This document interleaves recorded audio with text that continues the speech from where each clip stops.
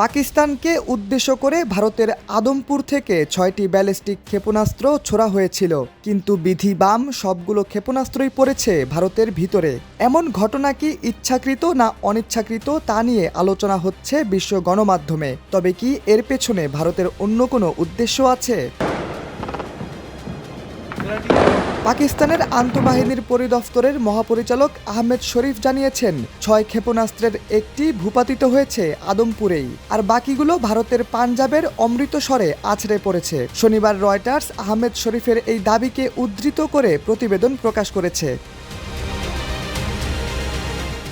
এমন প্রতিবেদন প্রকাশের পরই ঘটনাটি নিয়ে আলোচনা চলছে সামাজিক যোগাযোগের মাধ্যমে। চুলচেরা বিশ্লেষণ হচ্ছে কিভাবে ভারতের ছোড়া ক্ষেপণাস্ত্র আঘাত আনল পাঞ্জাবের অমৃতসরে। দেশটির পাঞ্জাবে এমনিতেই সংখ্যালঘু শিখ সম্প্রদায়ের বসবাস, তার ওপর এমন হামলার ঘটনা কিসের ইঙ্গিত দিচ্ছে?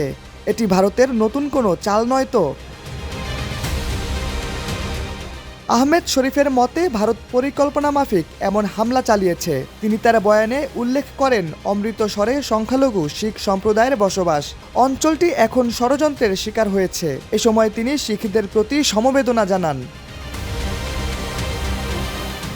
এদিকে আহমেদ শরীফ এমন দাবি করলেও হামলার বিষয়টি নিয়ে এখনও ভারতের পক্ষ থেকে কিছু বলা হয়নি। দেশটির সংবাদ মাধ্যম টাইমস অফ ইন্ডিয়া শুধু অমৃতসরের হতাহত ও ক্ষয়ক্ষতির খবর প্রকাশ করেছে। তারা বলছে, শুক্রবার রাত থেকে অমৃতসরে আতঙ্ক বিরাজ করতে থাকে। একটি বড় রকমের বিস্ফোরণের শব্দ শোনার পর থেকে জেলায় বিদ্যুৎ সরবরাহ বন্ধ করে দেওয়া হয়।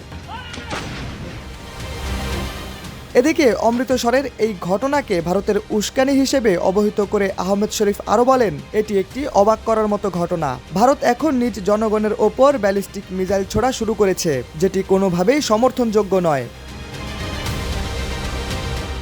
কাশ্মীর ইস্যুতে পূর্ণরূপে যুদ্ধে লিপ্ত রয়েছে ভারত পাকিস্তান। কাশ্মীরের পেহেলগামের বৈশরণ উপত্যকায় গেল ২২ এপ্রিল এক সন্ত্রাসী হামলার জের ধরে যুদ্ধে জড়ায় দুই দেশ। এরপর একের পর এক হামলার মধ্য দিয়ে ব্যাপক ক্ষয়ক্ষতি হতে থাকে কাশ্মীরের নিয়ন্ত্রণ রেখায়।